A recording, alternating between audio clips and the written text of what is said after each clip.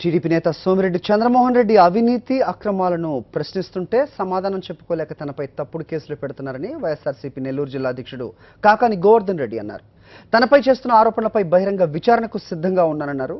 భూములు ఆక్రమించాలని విమర్శించడం సరికాదన్న కాకాని గోవర్ధన్ రెడ్డి సర్వే చేయించి నిరూపించమంటే ఎందుకు జంకుతున్నారని ప్రశ్నించారు. వచ్చిన దాని ప్రకారం 5 ఎకరాల 2 సెంట్లు అంటే దాదాపు 1 ఎకరా భూమి నాది పోయి 1 ఎకరా భూమి నాకు ఇంకా రావాల్సినటువంటి పరిస్థితి ఉంటే దానికి సంబంధించి నా మీద బురద చల్లడానికంటే ఎకరా కన్నా ఎక్కువ నా స్థలంలో ఒక చొరబడి ఆక్రమించుకుని ఈరోజు నా మీద ట్రెస్ పాస్ కేసు పెట్టారు. అందుకే జిల్లా కలెక్టర్ గారికి చెప్పా, నా మీద పెట్టినటువంటి ట్రెస్ పాస్ కేసుని మీరు విచారించండి, పోలీసులు విచారించమనండి.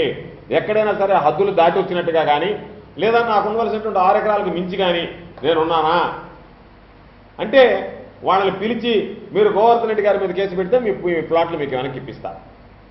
దాంతో పాప వాళ్ళు అమాయకంగా ఏమో కేసు పెట్టడమే కదా మా ప్లాట్లు మాకు వెనక్కి వస్తామని అనేటువంటి ఆశపడడం. ఇది ఎంతవరకు సమంజసం, ఎంతవరకు సబబు?